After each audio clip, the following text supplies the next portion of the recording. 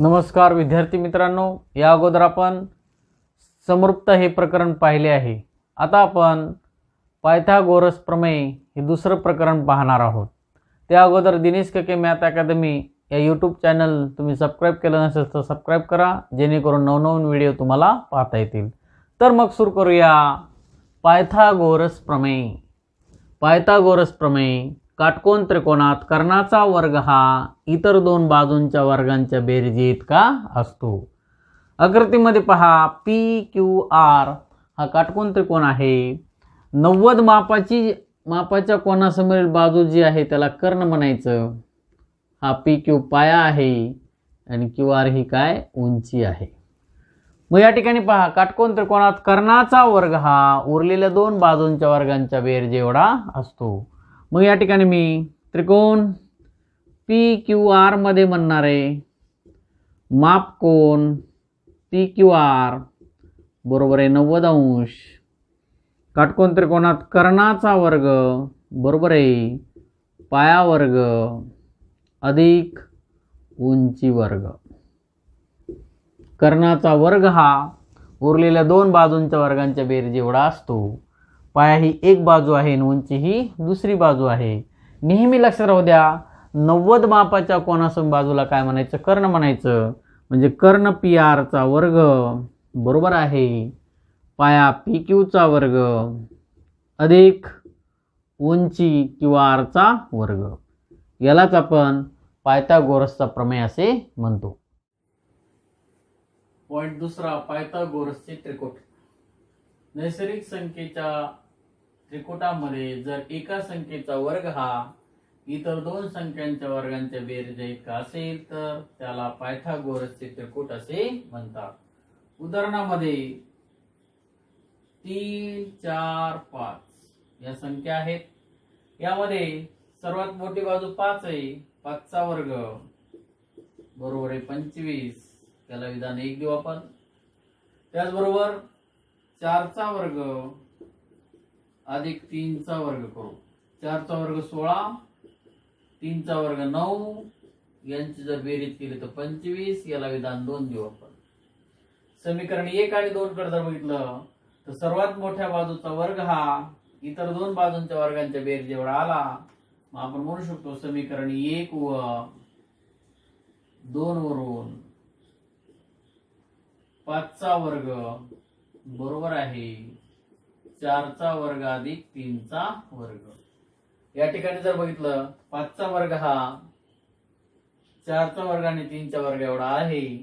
म्हणून आपण म्हणू शकतो 3, 4, 5 हे पायथागोरसचे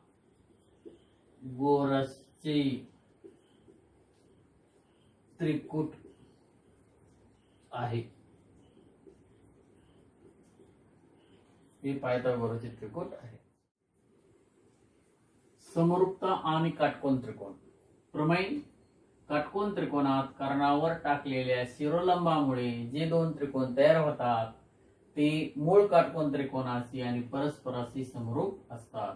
काटकोन त्रिकोणात त्रिकोण ABC हा काटकोन त्रिकोण आहे आणि कर्णावर हा BD लंब टाकलाय. BD मुळे दोन त्रिकोण तयार झालेले आहेत, एक ADB आणि दुसरा BDC. काटकोन त्रिकोणात कर्णावर टाकलेल्या शिरोलंबामुळे एवढा तुमचा पक्ष आहे.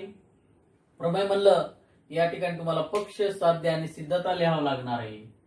तर पक्ष काय असेल, काटकोन त्रिकोणात कर्णावर टाकलेल्या शिरोलंबामुळे एवढा तुमचा पक्ष आहे. पक्ष म्हणजे जे दिलेला आहे ते. ABC हा काटकोन त्रिकोण आहे.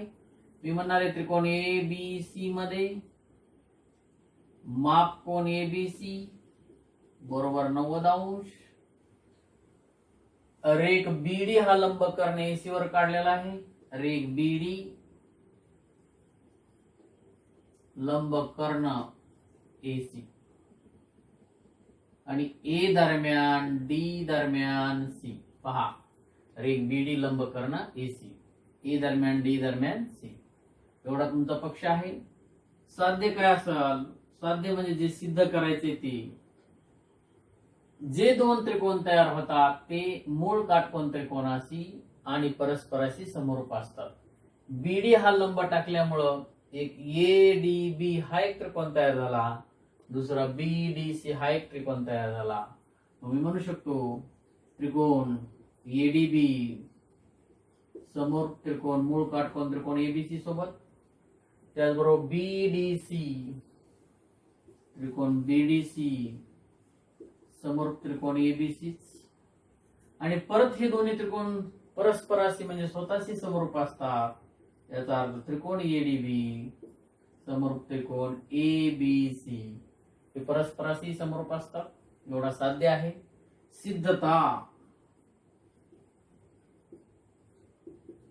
सिद्धतेमध्ये आपल्याला पहिल्या हे दोन त्रिकोणाचा विचार करायचा आहे. त्रिकोण ADB व दुसरा त्रिकोण आहे ABC मध्ये. पहा आकृतीमध्ये ADB म्हणजे हा आणि मूळचा ABC हा. ADB हा त्रिकोण आणि ABC हा त्रिकोण, या दोन्ही त्रिकोणाला A हा कोण सामायिक आहे. म्हणणार आहे कोण A हा एकरूप आहे. कोण Aच कारण सामायिक कोण. नंतर कोण ADB एकरूप कोण ABC प्रत्येकी 90 अंश. पहा आकृतीमध्ये कोण ADB हा कोण एकरूप ABC या कोणासोबत प्रत्येक किती अंश 90 अंश. म्हणजेच त्रिकोण ADB समरूप त्रिकोण ABC इथं कारण लिहायचं कोको कसोटी, आणि याला विधान आपण 1 देऊ. विधान 1 मध्ये आपण म्हणलो त्रिकोण ADB समरूप त्रिकोण ABC कारण काय कोको कसोटी. मग हे दोन त्रिकोण कोको कसोटी समरूप झाल्यानंतर आता आपल्याला दुसरे दोन त्रिकोण दाखवायचे. एक BDC हा समरूप दाखवायचा आहे ABC या त्रिकोणासोबत. म्हणजे त्या ठिकाणी आपण असं म्हणू शकतो त्रिकोण BDC व दुसरा त्रिकोण ABC मध्ये. मग आपण या ठिकाणी म्हणू शकतो कोण आता BDC हा कोण ABC या कोणासोबत एकरूप आहे. मग मी म्हणू शकतो कोण BDC हा एकरूप आहे कोण ABC या कोणासोबत प्रत्येकी 90 अंश. त्याचबरोबर कोण C दोन्ही त्रिकोणाला C हा कोण एकरूप आहे. BDC या कोणाला C आणि ABC या त्रिकोणाला C हा कोण एकरूप आहे. कोण C हा एकरूप आहे कोण Cच आहे कारण सामायिक कोण. याचा अर्थ पहिल्या त्रिकोणाचे दोन कोण दुसऱ्या त्रिकोणाच्या दोन कोणासोबत एकरूप आहेत. म्हणजेच त्रिकोण आपण म्हणू शकतो BDC हा समरूप आहे त्रिकोण ABC सोबत. याला विधान 2 देऊ आणि तर कारण लिहू आपण कोको कसोटी. कोको कसोटीनुसार हे दोन त्रिकोण काय झाले समरूप झाले. समीकरण 1 आणि समीकरण 2 कडे जर पाहिलं तुम्ही तर या समीकरणाच्या उजव्या बाजू समान आहेत. याचा अर्थ डाव्या बाजू काय येतील या समान येतील. म्हणजे या ठिकाणी आपण म्हणू शकतो पहिला त्रिकोण हा दुसऱ्याशी समरूप आहे, दुसरा हा तिसऱ्याशी समरूप आहे, तर तिसरा हा पहिल्याशी समरूप येतो. म्हणजे या ठिकाणी मी म्हणणार आहे समीकरण 1 व समीकरण 2 वरून त्रिकोण ADB समरूप त्रिकोण BDC याला विधान 3 देऊ आपण.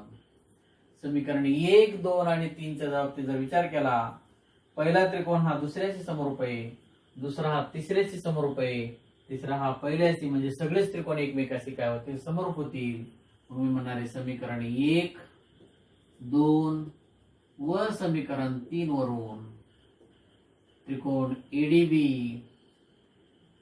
समरूप त्रिकोण BDC समरूप त्रिकोण ABC या ठिकाणी संक्रमकता हा गुणधर्म लागतो. भूमिती मध्याचे प्रमेय. काटकोन त्रिकोणात कर्णावर काढलेल्या शिरोलंबामुळे त्या शिरोलंबामुळे होणाऱ्या कर्णाच्या दोन भागांचा भूमितीमध्ये असतो. काटकोन त्रिकोणात कर्णावर काढलेला शिरोलंब त्या शिरोलंबामुळे होणाऱ्या कर्णाच्या दोन भागांचा भूमितीमध्ये असतो. या ठिकाणी त्रिकोण ABC मध्ये BD हा शिरोलंब टाकला कर्ण AC वर आणि BD चा वर्ग हा उरलेल्या त्या कर्णाचे ज्या दोन भागात विभाजन होते AD गुणले काय DC याच्यामध्ये होईल. आकृतीत काटकोन त्रिकोण ABC मध्ये रेख BD लंब कर्ण AC. BD हा कर्ण AC वर लंब काढला याचा अर्थ BD चा वर्ग बरोबर आहे कर्ण AD गुणिले DC घेतो मी AD गुणिले काय DC. काटकोन त्रिकोणात कर्णावर काढलेल्या शिरोलंबामुळे कर्णाचे ज्या दोन भागामध्ये विभाजन होते त्यांचा भूमितीमध्ये असतो. म्हणजे BD चा वर्ग घ्यायचा आणि AC च्या D मुळे दोन भाग झालेत एक AD आणि D दुसरा कोणता DC. AD आणि DC चा काय घ्यायचा गुणाकार करायचा यालाच भूमितीमध्याचा प्रमेय असे म्हणतात. याच्यावर एक्झाम्पल येतात. BD चा वर्ग बरोबर AD गुणले DC जो लंब टाकलेला आहे त्याचा वर्ग घ्यायचा आणि जे दोन भाग झालेत AD आणि DC यांचा काय घ्यायचा गुणाकार घ्यायचा.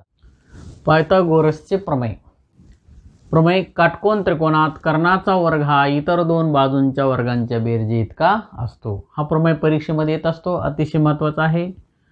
काटकोन त्रिकोणात कर्णाचा वर्ग हा इतर दोन बाजूंच्या वर्गांच्या बेरजे इतका असतो.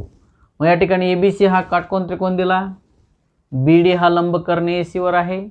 काटकोन त्रिकोणात कर्णाचा वर्ग हा उरलेल्या दोन बाजूंच्या वर्गांच्या बेरजे एवढा असतो. या ठिकाणी आपल्याला पक्ष घ्यायचा आधी पक्ष त्रिकोण ABC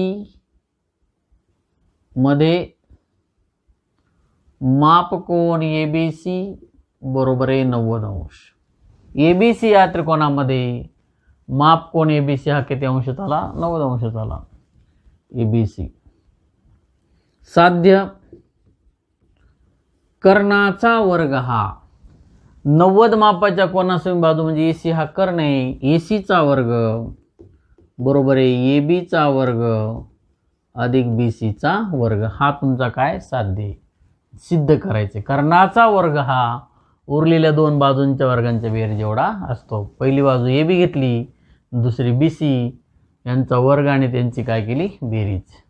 त्यानंतर रचनेमध्ये आपण म्हणणार आहे रेख BD लंब कर्ण AC काढला A दरम्यान D दरम्यान C A दरम्यान D दरम्यान C. सिद्धता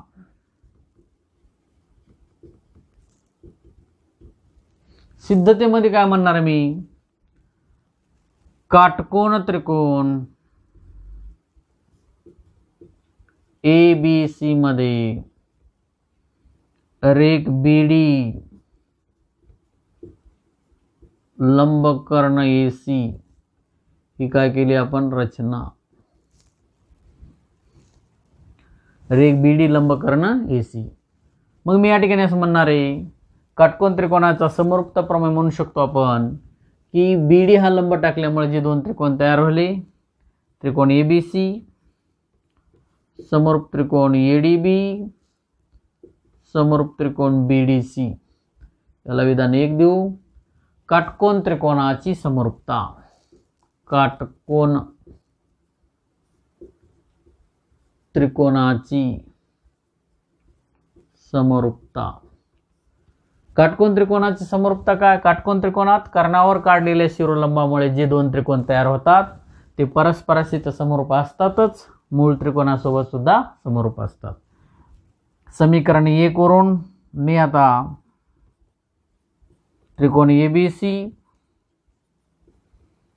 समरूप त्रिकोण ADB घेणार आहे. AB भागिले AB भागिले AD बरोबर आहे ए बी भागिले ए डी बरोबर आहे ए सी भागिले ए बी संगत बाजू भागिले ए बी इकडे आला गुणिले झाला ए बी गुणिले ए बी बरोबर आहे ए सी गुणिले ए डी. म्हणजेच या ठिकाणी आपल्याला असं म्हणता येईल ए बी गुणिले ए बी म्हणजे ए बीचा वर्ग बरोबर आहे ए सी गुणिले ए डी. याला विधान काय देऊ आपण 2 देऊ. याला विधान 2 देऊ. समीकरण 1 वरून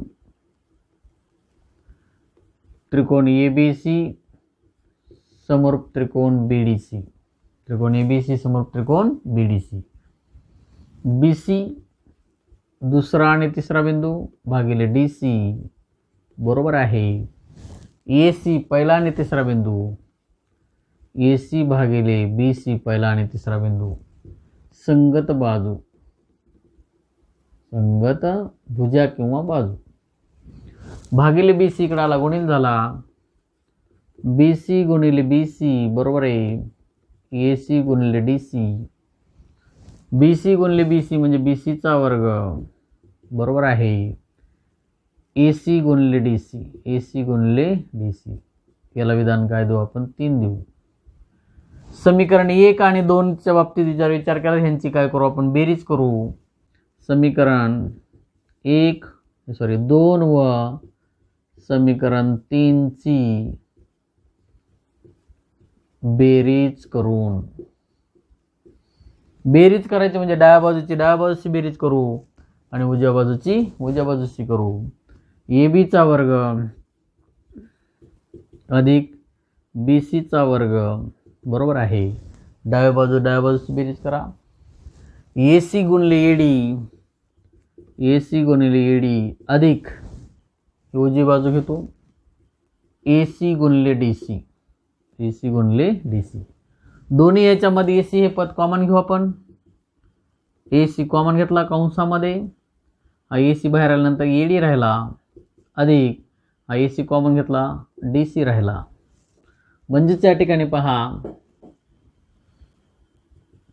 ए सी गुणिले ए डी अधिक डी सी आकृतीमध्ये पहा ए डी अधिक डी सी म्हणजे पूर्ण बाजू ए सी झाली. ए डी अधिक डी सी म्हणजेच ए सी बाजू झाली. याचाच अर्थ ए सी गुणिले ए सी म्हणजे ए सीचा वर्ग ए बीचा वर्ग अधिक बी सीचा वर्ग. हेच आपण असं घेऊ ए सीचा वर्ग बरोबर आहे ए बीचा वर्ग अधिक बी सीचा वर्ग. हाच पायथागोरसचा प्रमेय आहे. पायथागोरस प्रमेयाचा व्यत्यास. एखाद्या त्रिकोणातील एका बाजूचा वर्ग हा इतर 2 बाजूंच्या वर्गांच्या बेरजे इतका असेल तर तो त्रिकोण काटकोन त्रिकोण असतो. या ठिकाणी पक्षामध्ये असं म्हणायची एखाद्या त्रिकोणातील एका बाजूचा वर्ग हा इतर 2 बाजूंच्या वर्गांच्या बेरजे इतका असेल एवढा पक्ष आहे आपला तरच्या नंतरचा तो त्रिकोण काटकोन त्रिकोण असतो हा साध्य. पक्षामध्ये आपण असं म्हणणार आहेत पक्ष त्रिकोण ए बी सी मध्ये एका बाजूचा वर्ग हा म्हणजे सर्वात मोठी बाजू ए सीचा वर्ग बरोबर आहे ए बीचा वर्ग अधिक बी सीचा वर्ग एवढा पक्ष आपला. तरच्या नंतरचा साध्य तर तो त्रिकोण काटकोन त्रिकोण असतो. साध्य तो त्रिकोण काटकोन त्रिकोण असतो म्हणजे ए बी सी या कोणाचं माप किती अंश असेल 90 अंश असेल. माप कोन ए बी सी बरोबर आहे 90 अंश. रचनेमध्ये आपण काय म्हणणार आहेत त्रिकोण पी क्यू आर असा काढा की ए बी बरोबर आहे P Q comma B C बरोबर आहे क्यू आर माप कोन पी क्यू आर बरोबर आहे 90 अंश. ही रचना केली आपण. त्रिकोण पी क्यू आर असा काढला की ए बी ची लांबी आणि पी क्यू ची लांबी समान आहे BC बरोबर आहे QR, माप कोन PQR बरोबर आहे 90 अंश. सिद्धता. त्रिकोण PQR मध्ये माप कोन PQR बरोबर आहे 90 अंश. म्हणजेच PR चा वर्ग बरोबर आहे PQ चा वर्ग अधिक QR चा वर्ग. पायथागोरसचा प्रमेय. पायथागोरसचा प्रमेय काय की कर्णाचा वर्ग हा उरलेल्या दोन बाजूंच्या वर्गांच्या बेरीज एवढा असतो. याचाच अर्थ आपण रचनेमध्ये असं म्हणलेलो आहे. पहा, PQ ही AB बरोबर आहे, म्हणजे PQ च्या ऐवजी मी AB चा वर्ग घेतो, अधिक QR ही BC बरोबर आहे, QR च्या ऐवजी BC चा वर्ग घेतो, PR चा वर्ग. पण AB चा वर्ग अधिक BC चा वर्ग साध्यामध्ये तुम्ही म्हणलात कशाचा वर्ग आहे? AC चा वर्ग. AC चा वर्ग. ह्याचं जर वर्गमूळ काढलं तर PR बरोबर काय आला? AC आला. याचा अर्थ असा झाला, तिसरी बाजू सुद्धा AC ही एकरूप PR सोबत आली. पहिल्या त्रिकोणाच्या तिन्ही बाजू दुसऱ्या त्रिकोणाच्या तिन्ही बाजूशी एकरूप आल्या. म्हणजे आपण असं म्हणू शकतो, त्रिकोण PQR हा एकरूप आहे त्रिकोण ABC सोबत. म्हणजेच ABC हा त्रिकोण जो आहे, त्रिकोण ABC एकरूप त्रिकोण PQR बा कसोटी. आणि बा कसोटीनुसार हे दोन त्रिकोण एकरूप झाल्यानंतर आपण म्हणू शकतो माप कोन ABC बरोबर आहे माप कोन PQR. ABCचं माप आणि PQRचं माप समान आहे, म्हणजे PQR किती अंशाचा आहे? 90 अंशाचा. म्हणजेच या ठिकाणी तुम्हाला म्हणता येईल माप कोन PQR बरोबर आहे 90 अंश.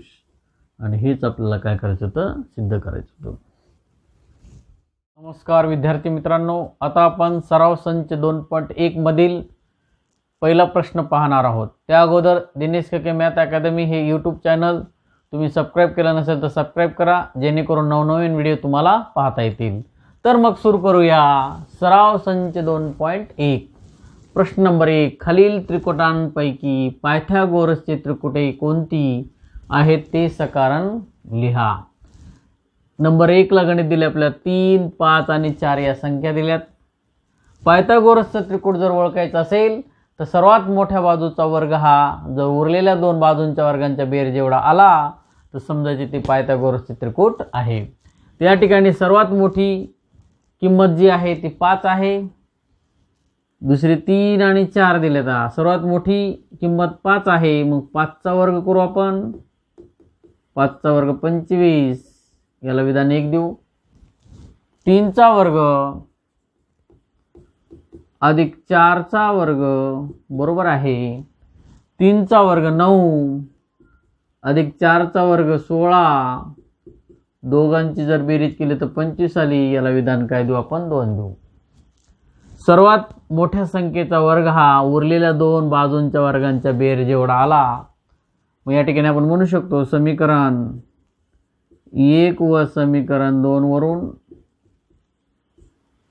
5 चा वर्ग बरोबर आहे 3 चा वर्ग अधिक 4 चा वर्ग. सर्वात मोठ्या संख्येचा वर्ग हा उरलेल्या दोन बाजूंच्या वर्गांच्या बेरीज एवढा आहे. म्हणून आपण म्हणू शकतो 3, 5, 4 हे पायथागोरसचे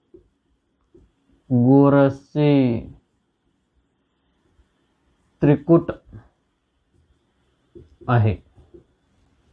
अशा प्रकारे प्रत्येक गणितामध्ये तुम्हाला या प्रश्नामध्ये सर्वात मोठ्या बाजूचा वर्ग हा उरलेल्या दोन बाजूंच्या वर्गाच्या बेरीज एवढा आला तर समजायचे ते पायथागोरसचे त्रिकूट आहे, अन्यथा त्रिकूट होऊ शकत नाही. सराव संच 2.1 मधील पहिला प्रश्न, त्यामधील पहिलं गणित 4, 9 आणि 12 हे पायथागोरसचे त्रिकूट आहे किंवा नाही पाहायचे आपल्याला. सर्वात मोठी संख्या 12 आहे, मग 12चा वर्ग करू. 12चा वर्ग 144, याला विधान 1 देऊ आपण. उरलेले दोन संख्या ज्या आहेत, 4चा वर्ग अधिक 9चा वर्ग बरोबर आहे 4चा वर्ग 16, 9चा वर्ग 81. यांची जर बेरीज केली आपण तर ती आपल्याला 6 आणि 1 7, 8 आणि 1 9, याला विधान 2 देऊ. समीकरण 1 आणि 2 कडे जर बघितलं तर 44 आणि 97 या दोन्ही बाजू समान आलेल्या नाहीत, म्हणून मी म्हणू शकतो समीकरण 1 व समीकरण 2 वरून 12चा वर्ग ची किंमत बरोबर आलेली नाही. 4चा वर्ग अधिक 9चा वर्ग. सर्वात मोठ्या संख्येचा वर्ग हा उरलेल्या दोन बाजूंच्या वर्गांच्या बेरीज एवढा आला नाही, म्हणून आपण म्हणू शकतो 4, 9, 12 हे पायथागोरसचे त्रिकुट नाही. सर्वात मोठ्या बाजूचा वर्ग हा सर्वात मोठ्या संख्येचा वर्ग हा उरलेल्या दोन संख्येच्या वर्गाच्या बेरीज एवढा आला नाही, म्हणून हे पायथागोरसचे त्रिकुट नाही. संच 2.1 पहिल्या प्रश्नातील तिसरं गणित 5, 12 आणि 13. या ठिकाणी इथं पण आपल्याला पायथागोरसचे त्रिकुट आहे किंवा नाही पाहायचंय. सर्वात मोठी संख्या 13 आहे, 13चा वर्ग घेऊ आपण 169, याला विधान 1 देऊ. त्याचबरोबर उरलेल्या दोन संख्या 5चा वर्ग अधिक 12चा वर्ग. 5चा वर्ग 25 अधिक 12चा वर्ग 144. यांची जर बेरीज केली तर 169 येईल, याला विधान काय दिली 2 दिली.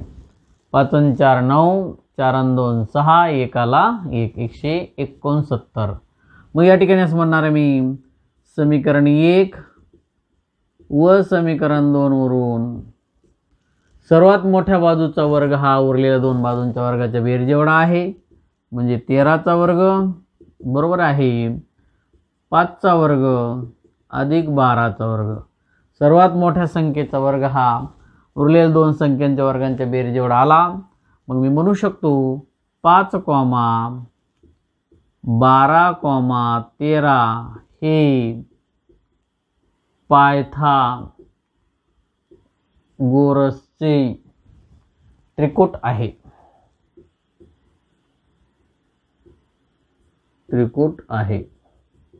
हे पायथागोरसचे त्रिकुट आहे.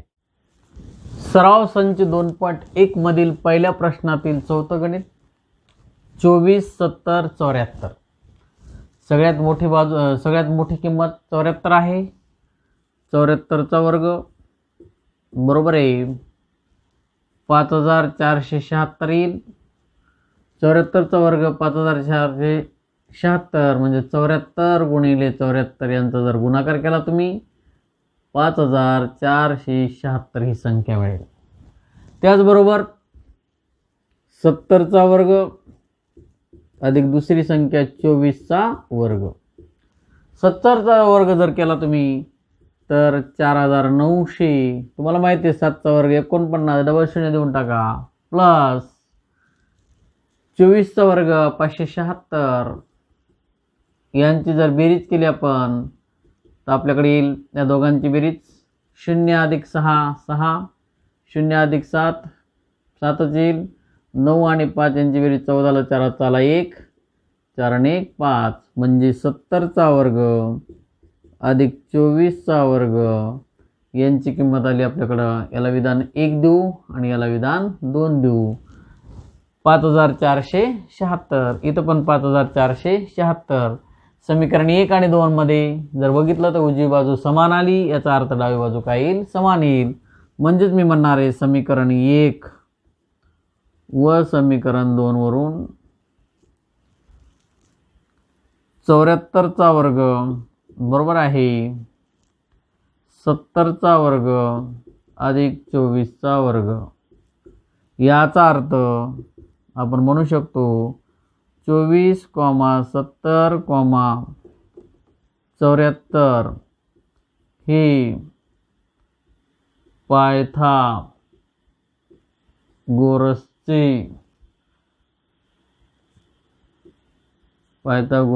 त्रिकूट आहे। हे पायथागोरसचे त्रिकूट आहे। एक्झाम्पल नंबर 5, 10, 24 आणि 27। सर्वात मोठी संख्या 27 आहे, म्हणून आपण या ठिकाणी 27 चा वर्ग घेऊ। 27 चा वर्ग 729, याला विधान काय देऊ? 1 देऊ। त्याचबरोबर 10 चा वर्ग अधिक 24 चा वर्ग बरोबर आहे 10 चा वर्ग 100, 24 चा वर्ग 576, यांची जर बेरीज केली आपण तर या ठिकाणी पहा ती 676 येईल, याला विधान काय देऊ? आपण 2 देऊ। समीकरण 1 आणि 2 वरून जर बघितलं तर इथं 729 आहे, इथं 676 आहे, यांच्या उजव्या बाजू समान नाहीत, याचा अर्थ डाव्या बाजू सुद्धा काय येणार? समान येणार नाहीत। मग मी म्हणू शकतो समीकरण 1 व समीकरण 2 वरून 27 चा वर्ग बरोबर नाही 10 चा वर्ग अधिक 24 चा वर्ग, याचाच अर्थ सर्वात मोठ्या बाजूचा वर्ग हा सर्वात मोठ्या संख्येचा वर्ग हा उरलेल्या दोन संख्यांच्या वर्गांच्या बेरीज जेवढा आला नाही, मग आपण म्हणू शकतो 10, 24, 27 हे पायथागोरसचे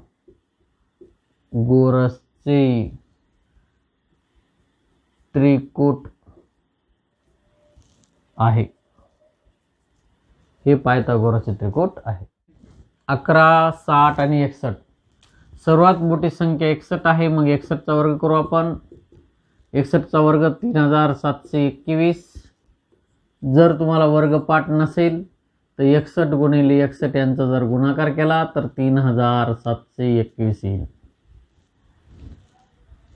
आता या ठिकाणी पहिल्या पदाचा वर्ग म्हणजे 11 चा वर्ग अधिक 60 चा वर्ग बरोबर आहे 11 चा वर्ग 121, 60 चा वर्ग 3600, यांची जर बेरीज केली आपण 3721 येईल, याला विधान काय द्यायचं? 2 द्यायचं। बघा या ठिकाणी 1 आणि 0 यांची बेरीज 1 आली, 2 अधिक 0 म्हणजे 2च, 6 आणि 1 7, 3 ला 3। मग समीकरण 1 आणि 2 वरून समीकरण 1 व समीकरण 2 वरून आपण म्हणू शकतो 61 चा वर्ग बरोबर आहे 11 चा वर्ग अधिक 60 चा वर्ग। सर्वात मोठ्या संख्येचा वर्ग हा उरलेल्या दोन संख्येच्या वर्गाच्या बेरीज एवढा आला, मग म्हणू शकतो 11, 60, 61 हे पायथागोरसचे त्रिकूट आहे। हे पायथागोरसचे त्रिकूट आहे। संच 2.1 मधील दुसरा प्रश्न, आकृतीत कोन MNP हा 90 अंशाचा आहे। MNP हा 90 अंश, रेख NQ हा लंब, रेख MP NQ हा MP वर लंब टाकलेला आहे। MQ चा अंतर 9 दिलेला आहे आपल्याला, QP चा अंतर 4 दिलेला आहे आणि आपल्याला NQ ची लांबी काढायला सांगितलेली। या ठिकाणी जर तुम्ही विचार केला MNP हा काटकोन त्रिकोण आहे आणि NQ हा कर्णावर टाकलेला लंब आहे, म्हणजे या ठिकाणी आपल्याला भूमिती मध्याच्या प्रमेयानुसार NQ चा वर्ग बरोबर MQ गुणिले QP या गुणधर्मानुसार NQ ची किंमत काढावी लागणार आहे। आकृतीत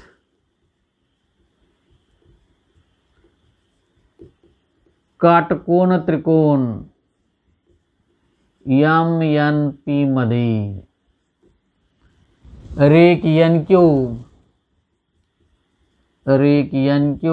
लंब कर्ण MP, रेख NQ लंब कर्ण MP। भूमिती मध्याच्या प्रमेयानुसार NQ चा वर्ग करायचा, NQ चा वर्ग बरोबर आहे या NQ मुळे MP या कर्णाच्या दोन भागामध्ये विभाजन झाले, एक MQ आणि दुसरा कोणता QP। MQ गुणिले QP, इथं कारण लिहायचं भूमिती मध्याचे प्रमेय.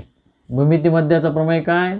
जो आपण लंब टाकलाय त्याचा वर्ग करायचा आणि कर्णाच्या ज्या दोन भागामध्ये विभाजन झाले त्यांचा काय करायचा? गुणाकार करायचा.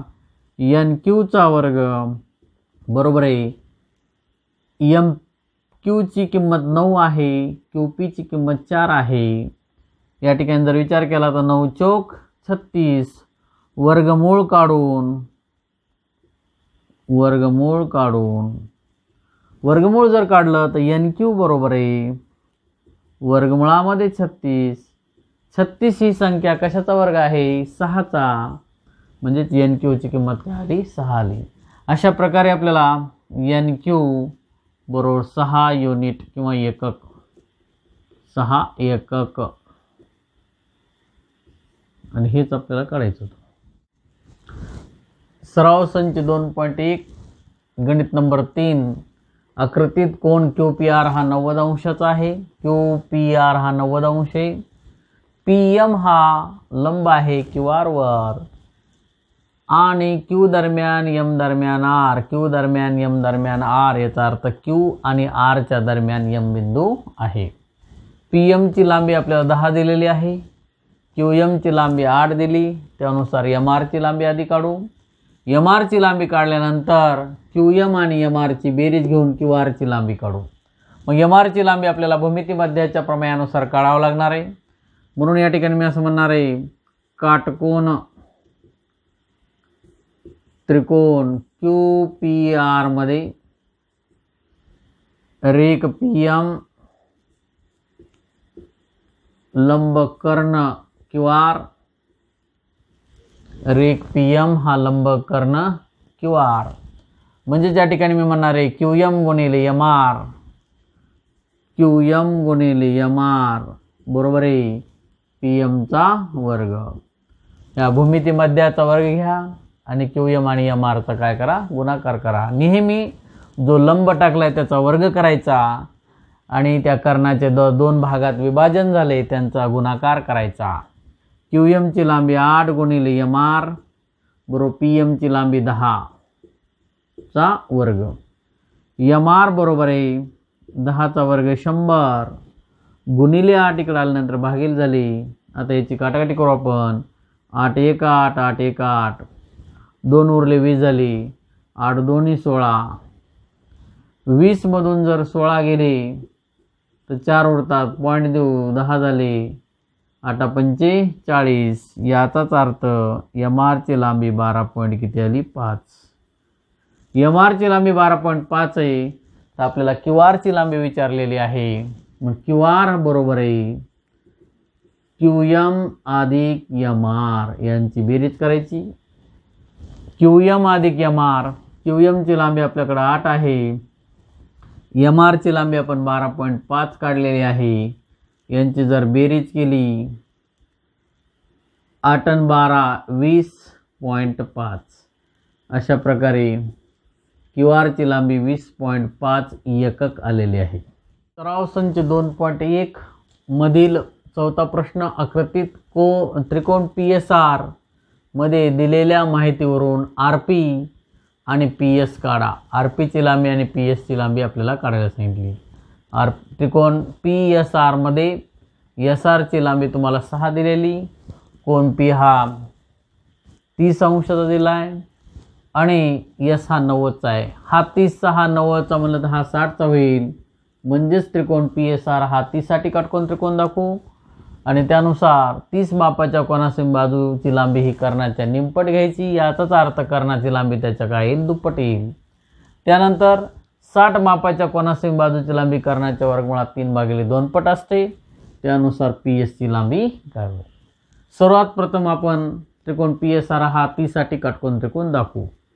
काटकोन त्रिकोण PSR मध्ये माप कोण P बरोबर आहे 30 अंश. माप कोण PSR बरोबर आहे 90 अंश. आणि आता आपण म्हणणार माप कोण R बरोबर आहे 60 अंश. उरलेल्या कोनाचे माप, उरलेल्या कोनाचे माप। याचा अर्थ असा, त्रिकोणाच्या तिन्ही कोणांच्या मापांची बेरीज 180 अंश आहे, त्यामध्ये ह्या दोघांची बेरीज 120 जर वजा केली तर उरलेल्या कोणाचं माप आपल्याला 60 आलं। म्हणजेच त्रिकोण PSR हा 30 साठी काटकोन त्रिकोण आहे आणि 30 साठी काटकोन त्रिकोणामध्ये 30 मापाच्या कोनासह बाजूची लांबी ही कर्णाच्या काय असते, निमपट असते। म्हणून या ठिकाणी मी असं म्हणणार आहे SR म्हणजेच RS बरोबर आहे 1/2 गुणिले कर्ण PR, कारण 30 अंश कोना समोरील बाजू। RS ची लांबी आपल्याला माहिती आहे किती, 6 आहे। 6/2 इकडे आला गुणिले झाला बरोबर आहे PR। याचाच अर्थ 6 दोन्ही 12 बरोबर PR ची लांबी आपल्याला 12 आली।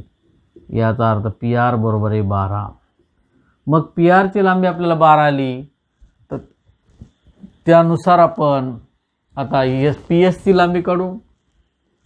PS च्या बाबतीत जर विचार केला तर 60 मापाच्या कोनासमोरील बाजू PS आहे। मग PS बरोबर आहे वर्गमुळामध्ये 3/2 गुणिले कर्ण PR, आणि आपण आत्ताच वर्गमुळामध्ये 3/2 गुणिले कर्ण PR ची किंमत काढलेली आहे 12, म्हणजेच B1 B सखम 12।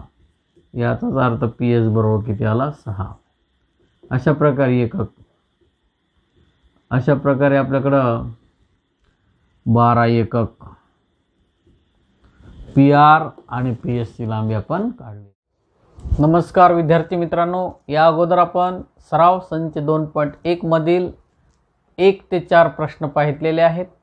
आता आपल्याला सराव संच 2.1 मधील 5वा प्रश्न पाहायचा आहे। त्या अगोदर दिनेश केके मॅथ अकॅडमी हे यूट्यूब चॅनल तुम्ही सबस्क्राईब केलं नसेल तर सबस्क्राईब करा, जेणेकरून नवनवीन व्हिडिओ तुम्हाला पाहता येतील। तर मग सुरू करूया सराव संच 2.1 प्रश्न 5वा। खालील दिलेल्या माहितीवरून AB आणि BC काढण्यासाठी कृती पूर्ण करा। AB ची लांबी जेवढी आहे तेवढीच लांबी BC ची आहे। आकृतीमध्ये दिले कोन ABC हा 90 अंश दिलेला आहे। AB बरोबर BC हे तर आपल्याला पक्षामध्ये दिले, इथं कारण लिहू आपण पक्ष। त्याचबरोबर कोन BAC हा कोन एकरूप आहे, कारण एकरूप बाजू समोरील कोन एकरूप असतात। BC समोरचा A कोन, त्याचबरोबर AB समोरचा C कोन म्हणजे कोन BCA हा कोन एकरूप होईल। त्याचबरोबर AB ची लांबी आणि BC ची लांबी समान आहे, आणि हा समद्विभुज त्रिकोण असल्यामुळे हे प्रत्येक कोन हा 45 मिळेल। उरलेला कोन कितीचा येईल, 90चा येईल। 45 90 आणि हा 90 म्हणजे 180 झाली त्रिकोणाच्या तिन्ही कोणांच्या मापांची बेरीज। मग AB बरोबर BC हा 45 90चा त्रिकोण झाला। 45 अंश कोनासमोर बाजूची लांबी ही कर्णाच्या 1/2 पट असते गुणिले कर्ण AC। कर्ण AC ची लांबी वर्गमुळामध्ये 8, 1/2। त्याचबरोबर वर्गमुळामध्ये 8 याची किंमत आपण काढू 4 गुणिले 2, 4 दोन्ही 8। एक संख्या कोणत्यातरी संख्येचा वर्ग घेऊ, 4चं वर्गमूळ 2 वर्गमुळामध्ये 2। हे वर्गमुळात 8ची किंमत आली 1/2। हा वर्गमुळा 2 हा वर्गमुळा 2 कॅन्सल झाला, म्हणजेच आपल्याकडे किंमत काय आली, 2। AB बरोबर BC याची किंमत किती आली, 2। 2.1 मधील 6वा प्रश्न। एका चौरसाचा कर्ण 10 सेंटीमीटर आहे, तर त्याच्या बाजूची लांबी आणि परिमिती काढा। चौरसाचा कर्ण दिला असता बाजूची लांबी काढण्याकरता एक सूत्र आहे। चौरसाची बाजू बरोबर आहे कर्ण भागिले वर्गमुळामध्ये 2। हे सूत्र पाठच करावं लागणार आहे। चौरसाची बाजू बरोबर कर्ण भागिले वर्गमुळात 2। चौरसाचा कर्ण तुम्हाला 10 सेंटीमीटर दिला आहे, भागिले वर्गमुळामध्ये 2। छेदाचं परिमेयकरण करायचं म्हणजे छेदाचं वर्गमूळ चिन्ह नाहीसं करायचं। मग अंशाला पण वर्गमुळात 2 न गुणा आणि छेदाला सुद्धा वर्गमुळात 2 न गुणा। वर्गमुळात 2 गुणिले वर्गमुळात 2 ह्याचा जर विचार केला तर वर्गमुळात 2 गुणिले वर्गमुळात 2, दोघाला एकाच वर्गमुळात चिन्हात घ्या आणि त्याचं वर्गमूळ काय येईल? 2 येईल. वर्गमुळामध्ये 2 गुणिले वर्गमुळात 2 म्हणजेच एकाच वर्गमुळात चिन्हात घेऊ आपण. वर्गमुळामध्ये 2 गुणिले 2 याचं वर्गमूळ 2 गुणिले 2 याचं वर्गमूळ काय आलं? 2 आलं. तसंच 10 गुणिले वर्गमुळामध्ये 2 भागिले वर्गमुळात 2 गुणिले वर्गमुळात 2 म्हणजे 2 आला. बे 1 बे 5 10 याचाच अर्थ 5 वर्गमुळामध्ये 2 ही चौरसाची काय आली? चौरसाची बाजू. मग चौरसाची परिमिती जर काढायची असेल, चौरसाची परिमिती बरोबर सूत्र आहे आपल्याकडं 4 गुणिले बाजू. 4 गुणिले बाजू.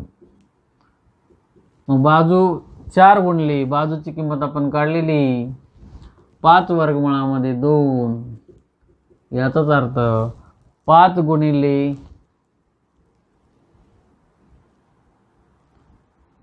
4 गुणिले 5 वर्गमुळात 2, 4 गुणिले 5 5 चोक 20 वर्गमुळामध्ये 2 सेंटीमीटर.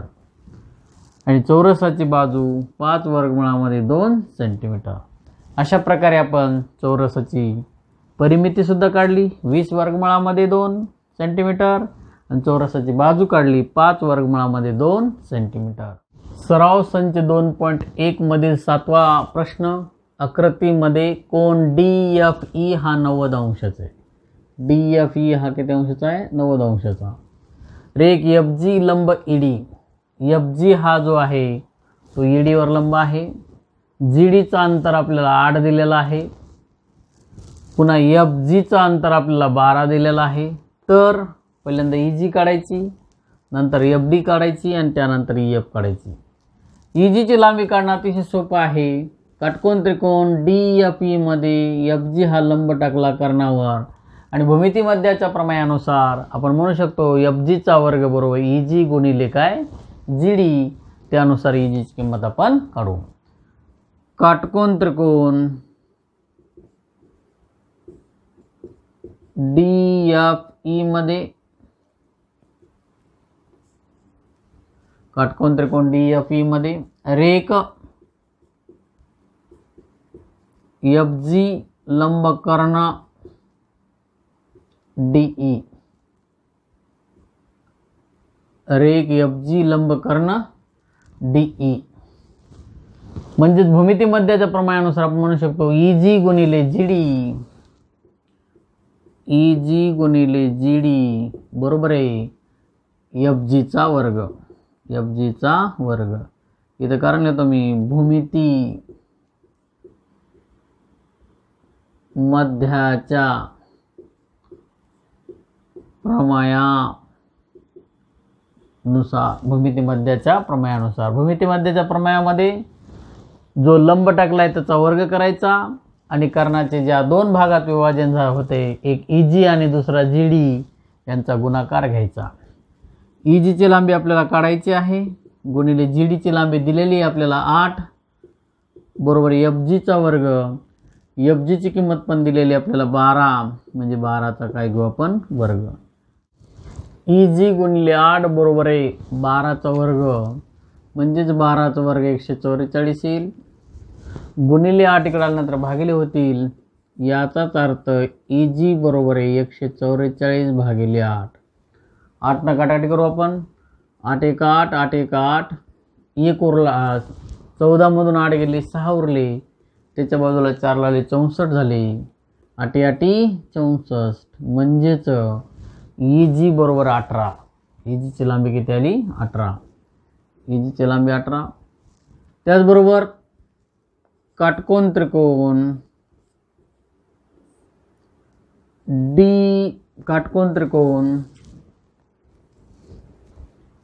काटकोन त्रिकोण DGF मध्ये आकृतीमध्ये पहा. काटकोन त्रिकोण DGF मध्ये तुम्हाला FD ची लांबी काढायची काटकोन त्रिकोण DGF मध्ये FD हा कर्ण आहे. मग इथं पायथागोरसचा प्रमेय वापरू. कर्ण वर्ग बरोबर आहे पाया वर्ग अधिक उंची वर्ग. कर्ण वर्ग बरोबर आहे पाया वर्ग अधिक उंची वर्ग. पायथागोरसचा प्रमेय, पागो प्रमेय. कर्ण DGF 90 मापाच्या कोनासून बाजूला कर्ण म्हणतो म्हणजे FD चा वर्ग बरोबर पाया GD चा वर्ग अधिक उंची FG चा वर्ग अधिक उंची FG चा वर्ग. FG चा वर्ग. मग आपल्याला माहिती आहे GD ची लांबी आपल्याला 8 दिली, 8 चा वर्ग अधिक FG ची किंमत 12 दिली, 12 चा वर्ग. 8 चा वर्ग 64 अधिक 12 चा वर्ग 144. यांची बेरीज करू आपण. FD चा वर्ग बरोबर आहे 208 हा FD चा वर्ग आला. मग या ठिकाणी पहा वर्गमूळ काढावं लागेल.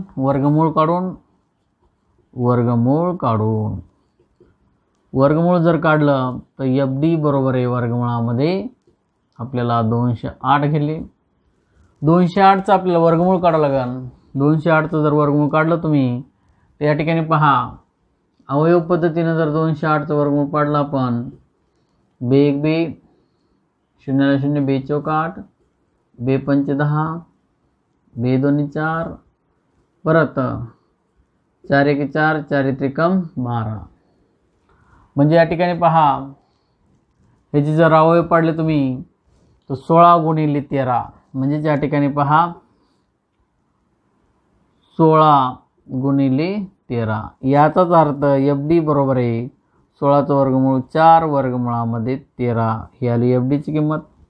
त्याचबरोबर ज्याप्रमाणे आपण FD ची किंमत काढली त्याचप्रमाणे आता काटकोन त्रिकोण FGE चा विचार करू. काटकोन त्रिकोण FGE मध्ये काटकोन त्रिकोण FGE मध्ये जर विचार केला तर FGE हा 90चा आहे. EF हा कर्ण आहे. कर्णाचा वर्ग म्हणजे EF चा वर्ग घेऊ बरोबर आहे पाया EG चा वर्ग घेऊ अधिक उंची FG चा वर्ग घेऊ. EG ची जर किंमत घेतली आपण 18 चा वर्ग अधिक पाया 12 चा वर्ग येईल. 18 चा वर्ग 324 अधिक 12 चा जर वर्ग केला आपण 144 येईल. या दोघांची बेरीज करू आपण. म्हणजे त्या ठिकाणी पहा 4 आणि 4 8 4 आणि 2 6 आणि ही 468 याला EF चा वर्ग. परत आपल्याला 468 चे अवयव पाडावे लागतील.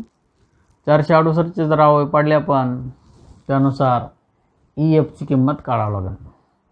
468 चे अवयव पाडू आपण. 468 हा बे 2 4 बे 3 6 बे 4 8 त्याचबरोबर बे 1 बे 1 बे बे 7 14 परत 13 9 17 याचे जर अवयव पाडले 36 गुणिले 13 येतील. EF चा वर्ग वर्गमुळामध्ये 9 1 9 9 2 18 18 2 36 36 गुणिले 13 कारण एक संख्या कोणत्याही संख्येचा काय असावा वर्ग असावा म्हणून EF चा वर्ग बरोबर आहे 36 चा वर्गमूळ 6 वर्गमुळामध्ये 13. वर्गमूळ काढून वर्ग नाहीसा होईल म्हणजेच EF बरोबर 36 गुणिले 13 म्हणजेच EF बरोबर आहे 36 चा वर्गमूळ 6 वर्गमुळामध्ये 13. अशा प्रकारे EF ची किंमत काढता येईल. आकृतीत गणित नंबर 9 आकृतीत M हा बाजू किंवा आरचा मध्यबिंदू आहे. कोण PRQ 90 अंश असेल तर सिद्ध करा PQ चा वर्ग बरोबर 4 PM चा वर्ग वजा 3 PR चा वर्ग. हे आपल्याला सिद्ध करायचे आहे. आकृतीमध्ये PRQ हा काटकोन त्रिकोण आहे. PM ही मध्यगा आहे म्हणजेच QR चा मध्यबिंदू M आहे. मग अगोदर आपण काटकोन त्रिकोण PR Mचा विचार करून RM ची लांबी काढून घेऊ. त्यानंतर PRQ हा काटकोन त्रिकोणाचा विचार करून हे सिद्ध करू. आकृतीत बिंदू M हा बाजू QR चा मध्यबिंदू आहे. पहा आकृतीमध्ये बिंदू M हा QR चा मध्यबिंदू आहे. याचाच अर्थ RM ची लांबी आणि MQ ची लांबी काय समान आहे. म्हणजेच RM ची लांबी ही QR च्या लांबीच्या निमपट आहे. RM बरोबर 1/2 गुणिले QR घेतला. याला विधान 1 देऊ आपण. आता मी पहिल्यांदा काटकोन त्रिकोण PRM चा विचार करणार आहे. काटकोन त्रिकोण PRM मध्ये या ठिकाणी आपल्याला सूत्र वापरायचं आहे. पाया वर्ग अधिक उंची वर्ग बरोबर आहे कर्ण वर्ग. पाया वर्ग अधिक उंची वर्ग बरोबर आहे कर्ण वर्ग. सूत्र हे मी उलट घेतलं. कसं घेतलं तरी चालतंय. अगोदर कर्ण वर्ग बरोबर पाया वर्ग अधिक उंची वर्ग लिहिले तरी चालतंय. पाया या ठिकाणी RM चा वर्ग, RM चा वर्ग अधिक उंची PR चा वर्ग बरोबर कर्ण 90 मापाच्या कोनासून बाजूला कर्ण म्हणजे PM चा वर्ग. पण या ठिकाणी पहा आपण RM ची लांबी काढली 1/2 गुणिले QR. RM च्या ऐवजी घेतो मी 1/2 गुणिले QR कंसाचा वर्ग PR चा वर्ग बरोबर आहे PM चा वर्ग. मग तुम्हाला माहिती आहे 1 चा वर्ग 1, 2 चा वर्ग 4, QR चा वर्ग बरोबर आहे हा PM चा वर्ग अधिकचा PR इकडे आल्यानंतर गुणिले झाला. अधिकचा PR इकडे आल्यानंतर वजा झाला गुणिलेचा PR. 1 चा वर्ग 1, 2 चा वर्ग 4, QR चा वर्ग हा PM वर्गला PM वर्ग अधिक PR चा वर्ग इकडे आल्यानंतर मायनस PR चा वर्ग झाला. मग या ठिकाणी पहा भागिले 4 तिकडल्या साईडला गेल्यानंतर गुणिले झाली म्हणजे QR चा वर्ग बरोबर आहे 4 गुणिले PM चा वर्ग वजा PR चा वर्ग. 4 न कंसातल्या पदाला गुणू म्हणजेच QR चा वर्ग बरोबर आहे 4 गुणिले PM चा वर्ग म्हणजे 4 PM चा वर्ग. 4 गुणिले PR चा वर्ग म्हणजे 4 PR चा वर्ग. याला विधान आपण 2 देऊ. याला विधान काय देऊ 2. आणि नंतर मग आपल्याला काटकोन त्रिकोण PRQ चा विचार करायचा आहे. काटकोन त्रिकोण PRQ मध्ये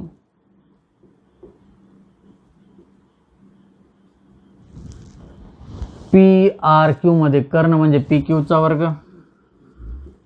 बरोबर आहे पाया म्हणजे QR चा वर्ग अधिक उंची म्हणजे PR चा वर्ग. उंची म्हणजे PR चा वर्ग. बघा काटकोन त्रिकोण PRQ मध्ये कर्ण PQ चा वर्ग बरोबर आहे पाया QR चा वर्ग अधिक उंची PR चा वर्ग. पण QR ची किंमत आपण समीकरण 2 मध्ये काढलेली आहे तिथून देऊ. PQ वर्गला PQ वर्ग बरोबर आहे QR ची किंमत घेतो मी 4 PM चा वर्ग वजा 4 PR चा वर्ग अधिक हा पूर्वीचा PR वर्ग. म्हणजे ज्या ठिकाणी पहा PQ चा वर्ग बरोबर आहे 4 PM वर्गला 4 PM वर्ग जशाला तसा घेतो मी वजा हा 4 PR वर्ग मधून हा जर 1 PR वर्ग जर गेला तर 3 PR चा वर्ग. आणि हेच आपल्याला काय करायचं होतं सिद्ध करायचं. हा 3 PR चा वर्ग या ठिकाणी असं येईल PQ चा वर्ग बरोबर आहे 4 PM चा वर्ग वजा 4 PR च्या वर्गामधून 1 PR चा वर्ग जर गेला तर 3 PR चा वर्ग. आणि हेच आपल्याला काय करायचं आहे सिद्ध करायचं. सराव संच 2.1 मध्ये 10वे गणित. रस्त्याच्या दुतर्फा असलेल्या इमारतीच्या भिंती एकमेकींना समांतर आहेत 5.8 मीटर लांबीच्या सीडीचे एक टोक रस्त्यावर ठेवले असता तिचे वरचे टोक पहिल्या इमारतीच्या 4 मीटर उंच असलेल्या खिडकीपर्यंत टेकते. त्याच ठिकाणी सीडी ठेवून रस्त्याच्या दुसऱ्या बाजूस वळविल्यास तिचे वरचे टोक दुसऱ्या इमारतीच्या 4.2 मीटर उंच असलेल्या खिडकीपर्यंत येते. तर रस्त्याची रुंदी काढा. आकृतीमध्ये पहा, रस्ता हा BD आहे. पहिल्या इमारतीची खिडकी AB उंचीवर आहे. दुसऱ्या इमारतीची उंची 4.2 म्हणजे ED. सीडीचं एक टोक C पासून पहिल्या इमारतीचं टोक म्हणजे AC झालं.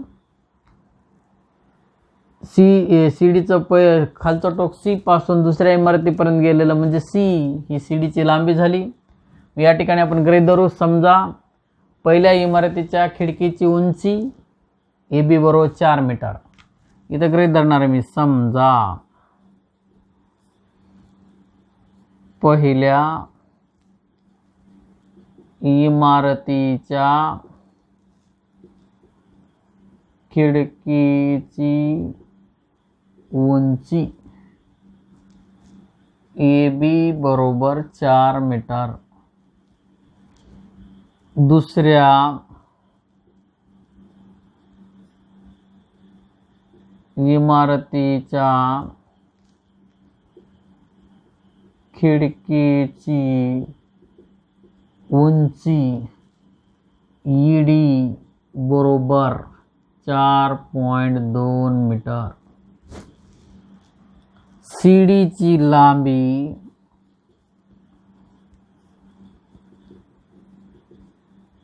म्हणजे AC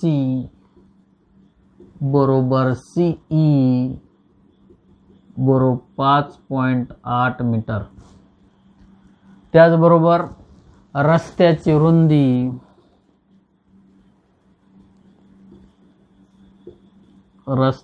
रुंदी बरोबर BD. रस्त्याची रुंदी बरोबर काय? BD. त्यानंतर आपण काटकोन त्रिकोण ABCचा विचार करू. BCची लांबी काढू. नंतर काटकोन त्रिकोण EDCचा विचार करू. CDची लांबी काढू. BC आणि CDची बेरीज करू म्हणजे रस्त्याची काय मिळेल? रुंदी मिळेल. काटकोन त्रिकोण ABCचा विचार करायचा आहे. काटकोन त्रिकोण ABC मध्ये बघा, काटकोन त्रिकोण ABC मध्ये पायावर्ग अधिक उंची वर्ग बरोबर आहे कर्णवर्ग. पायावर्ग अधिक उंची वर्ग बरोबर आहे कर्णवर्ग. पागो प्रमेय पायथागोरसचा प्रमेय.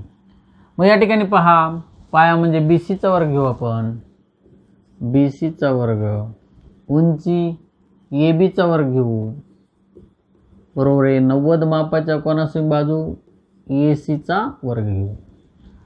BCची किंमत माहित नाही आपल्याला काढायची. BC वर्गला BC वर्ग घेऊ अधिक ABची किंमत म्हणजे 4चा वर्ग बरोबर आहे ACची किंमत म्हणजे 5.8 कंसाचा वर्ग.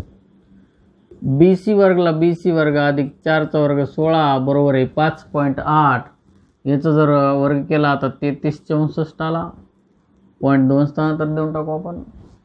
अधिकचा 16 तिकडे गेल्यानंतर उणे झाला म्हणजेच BCचा वर्ग बरोबर 3364 वजा 16.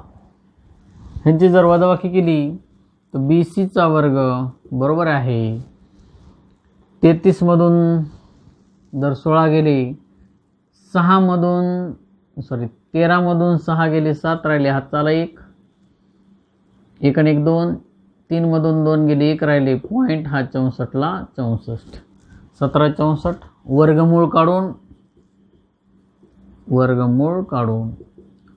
वर्गमूळ जर काढलं तर BC बरोबर आहे वर्गमुळामध्ये 17.64 हा 17.64 1764 हा BCचा वर्ग आहे 42चा वर्ग आहे म्हणजेच हा 42ला 0.1 अंतर द्या. ही आली BCची किंमत. मग आता आपल्याला काटकोन त्रिकोण CDE चा विचार करायचा आहे. मग काटकोन त्रिकोण CDE मध्ये काटकोन त्रिकोण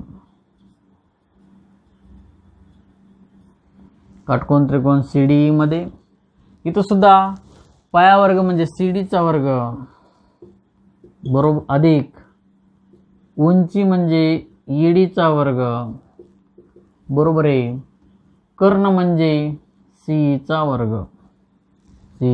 वर्ग. मग CD ची किंमत आपल्याकडे माहित नाही, काढायची आपल्याला. CD वर्गला CD वर्ग अधिक ED ची किंमत 4.2 कंसाचा वर्ग बरोबर आहे CE ची किंमत म्हणजे 5.8 कंसाचा वर्ग. त्याचबरोबर पहा अधिकचा 4.2 कंसाचा वर्ग तिकडे गेल्यानंतर उणे झाला किंवा याचा वर्ग करू आपण, म्हणजेच आपल्याला असं घेता येईल CD चा वर्ग. CD वर्गला CD वर्ग बरोबर आहे 4.2 चा अधिक 4.2 म्हणजे 17.64. 4.2 चा वर्ग 17.64 आहे बरोबर आहे. 5.8 चा वर्ग आपण काढला आहे 33.64. तुम्ही जर 58 गुणिले 58 जर गुणाकार केला तर 3364 येईल. 2 स्थानांतर पॉईंट देऊन टाकला म्हणजेच CD चा वर्ग बरोबर आहे 3364 वजा 1764. याचाच अर्थ CD चा वर्ग बरोबर आहे. या ठिकाणी पहा 4 4 गेलं 0, 6 6 गेलं 0 पॉईंट, 13 मधून 7 गेला 6 राहिला, हात चाला 1, 1 आणि 1 2, 3 मधून 2 गेले 1 राहिली, हा 0 कटला म्हणजे CD चा वर्ग बरोबर काय आला 16. ह्याचं जर वर्गमूळ काढलं तर CD बरोबर आहे वर्गमुळामध्ये 16 म्हणजे CD ची किंमत किती येईल आपल्याकडे 4. पण तुम्हाला रस्त्याची रुंदी काढायची म्हणजेच BD बरोबर CD अधिक BC यांची बेरीज करू आपण. CD ची किंमत काढलेली 4 घेऊ, BC ची किंमत 4.2, CD ची किंमत 4 अधिक 4.2 बरोबर आहे. या ठिकाणी पहा यांची जर बेरीज केली तर 8 पॉईंट काय येईल 2. 8.2 ही आली रस्त्याची रुंदी बरोबर आहे 8.2 मीटर. 8.2 मीटर. नमस्कार विद्यार्थी मित्रांनो, आता आपण पायथागोरस प्रमेयाचे उपयोजन पाहणार आहोत. तर मग सुरू करूया पायथागोरस प्रमेयाचे उपयोजन. नंबर 1, त्रिकोण ABC मध्ये कोन C हा लघुकोन आहे. ABC हा त्रिकोण आहे आणि C कोन हा काय आहे लघुकोन आहे. रेख AD लंब रेख BC, AD हा BC वर लंब आहे. त्याचबरोबर लघुकोन असल्यामुळे C या कोनासमोरची बाजू कोणती AB, AB चा वर्ग घ्या बरोबर आहे. हा C जो कोन आहे ज्या दोन बाजूंचा मिळून तयार झाला आहे, एक AC आणि दुसरा कोणता BC, मग BC चा वर्ग अधिक AC चा वर्ग वजा लघुकोन असल्यामुळे वजा घ्या 2 गुणिले पूर्ण बाजू BC गुणिले D मुळे BC चे दोन भाग झालेत, एक BD आणि DC. त्यापैकी एक घ्या कोणता आहे BD किंवा DC, तर या ठिकाणी आपण DC घेऊ. जेव्हा दिलेल्या त्रिकोणामध्ये लघुकोन C हा लघुकोन असेल तर C कोनासमोरची जी बाजू आहे AB चा वर्ग बरोबर आहे BC चा वर्ग अधिक AC चा वर्ग वजा 2 गुणिले BC गुणिले काय DC. अशा प्रकारे पहिला पॉईंट घेतला, यालाच पायथागोरस प्रमेयाचे उपयोजन म्हणतात. नंबर दुसरा पॉईंट, त्रिकोण ABC मध्ये कोन ACB हा विशाल कोन आहे. पहा आकृतीमध्ये त्रिकोण ABC मध्ये कोन ACB हा काय आहे विशाल कोन आहे. आणि हा विशाल कोन जर असेल, AD हा लंब रेषा BC वर आहे, विशाल कोन समोरील बाजू म्हणजे AB चा वर्ग बरोबर आहे. हा C कोन कोणता दोन बाजू मिळून तयार झाला, एक BC आणि दुसरा कोणता AC, BC चा वर्ग अधिक AC चा वर्ग. आधीच्या याच्यामध्ये लघुकोन असल्यामुळे इथं मायनस घेतलं होतं, आता काय घ्या प्लस घ्या 2 गुणिले BC गुणिले काय आला DC आला. लक्षात घ्या विद्यार्थी मित्रांनो, जेव्हा लघुकोन असतो त्यावेळेस फक्त या ठिकाणी मायनसचं चिन्ह येते आणि जेव्हा विशाल कोन असतो त्यावेळी इथं कोणतं चिन्ह येते, प्लसचं चिन्ह येते. मग या ठिकाणी दोन्ही पॉईंट लक्षात ठेवण्याकरता सी कोनासमोरची बाजू ए बीचा वर्ग बरोबर आहे. सी हा जो कोन आहे दोन बाजूंचा मिळून तयार झाला, बी सी आणि ए सी यांच्या वर्गांची बेरीज. लघु कोन असल्यामुळे वजा घ्या. 2 गुणिले मोठी बाजू बी सी, त्यापैकी दुसरी 2 भाग झालेल्यापैकी एक बाजू गुणिले काय घ्या, डी सी घ्या. आणि जेव्हा दिलेल्या त्रिकोणामध्ये विशाल कोन हा दिलेला असेल त्यावेळेस त्या विशाल कोनासमोरची बाजू म्हणजे ए बीचा वर्ग घ्या बरोबर आहे. बी सीचा वर्ग अधिक ए सीचा वर्ग. सी हा दोन बाजूंचा मिळून तयार झाला आहे, बी सी आणि ए सी. बी सीचा वर्ग अधिक ए सीचा वर्ग अधिक 2 बी सी गुणिले काय आला, सी डी. अपोलोनियसचे प्रमेय. त्रिकोण ए बी सी मध्ये रेख ए एम ही मध्यगा आहे. रेख ए एम ही मध्यगा आहे याचा अर्थ बी एमचा अंतर आणि एम सीचा अंतर काय, समान आहे. अपोलोनियसचा प्रमेय काय आहे, त्रिकोण ए बी सी मध्ये रेख ए एम ही मध्यगा आहे. रेख ए एम ही मध्यगा आहे. मग या ठिकाणी आपण मध्यगा आहे याचा अर्थ असं म्हणू शकतो, मध्यगा ज्या शिरोबिंदूमधून टाकलेली आहे तो शिरोबिंदू जो आहे तो कोन कोणत्या दोन बाजूंचा मिळून तयार झाला, ए बी आणि ए सी. मग ए बीचा वर्ग अधिक ए सीचा वर्ग बरोबर आहे 2 गुणिले ए एमचा वर्ग अधिक 2 बी एमचा वर्ग. पहा या ठिकाणी त्रिकोण ए बी सी मध्ये रेख ए एम ही मध्यगा आहे. मध्यगा ज्या शिरोबिंदूमधून टाकलेली आहे तो शिरोबिंदू ए बी आणि ए सीचा मिळून तयार झालेला आहे म्हणजे ए बीचा वर्ग अधिक ए सीचा वर्ग बरोबर आहे. मध्यगेच्या वर्गाची दुप्पट अधिक 2 गुणिले मध्यगेमुळे जे 2 भाग झाले दोन्हीपैकी कोणता एक भाग घ्या 2 बी एमचा वर्ग. यालाच अपोलोनियसचा प्रमेय आपण असं म्हणतो. याच्यावर आधारित तुम्हाला एक एक्झाम्पल येते परीक्षेमध्ये. मग या ठिकाणी तो गुणधर्म कसा लागू घ्यायचा, दिलेल्या त्रिकोणामध्ये एक जर मध्यगा दिलेली असेल तुम्हाला A B A C A M B M या चारपैकी कोणत्याही तिघांची बाजू जर दिलेली असेल तर हा फॉर्म्युला आपण यूज करून त्याची लांबी काढू शकतो चौथ्याची. मग हा फॉर्म्युला कसा लिहायचा, मध्यगा ज्या शिरोबिंदूमधून टाकली म्हणजे ए हा कोन ज्या दोन बाजूंचा मिळून तयार झाला आहे ए बीचा वर्ग अधिक ए सीचा वर्ग बरोबर 2 ए एमचा वर्ग अधिक 2 बी एमचा वर्ग. अशा प्रकारे अपोलोनियसचा प्रमेय किंवा अपोलोनियसचे सूत्र आपण लिहू शकतो. सराव संच 2.2 मधील पहिलं गणित. त्रिकोण पी क्यू आर मध्ये बिंदू एस हा बाजू क्यू आरचा मध्यबिंदू आहे. त्रिकोण पी क्यू आर मध्ये बिंदू एस हा बाजू क्यू आरचा मध्यबिंदू आहे. याचा अर्थ क्यू एसचा अंतर आणि एस आरचा अंतर काय, समान आहे. जर पी क्यू बरोबर 11, पी क्यूची लांबी 11 दिलेली आहे तुम्हाला, पी आरची लांबी 17 आणि पी एसची लांबी 13 दिलेली असेल तर क्यू आरची लांबी काढायला सांगितली. क्यू आरची लांबी काढायला सांगितली. तुम्हाला अगोदर सुद्धा मी सांगितलेलं आहे की जेव्हा तुम्हाला मध्यगा दिलेली असते तेव्हा अपोलोनियसच्या प्रमेयाचा विचार करू आपण. या ठिकाणी अपोलोनियसच्या प्रमेयानुसार क्यू एसची लांबी काढू. क्यू एसची लांबी काढल्यानंतर क्यू एसचा अंतर आणि एस आरचा अंतर समान आहे. क्यू आरची लांबी क्यू एसच्या काय घेऊ आपण, दुप्पट घेऊ. मग या ठिकाणी पहा त्रिकोण पी क्यू आर मध्ये बिंदू एस, त्रिकोण पी क्यू आर मध्ये रेख पी एस ही मध्यगा आहे.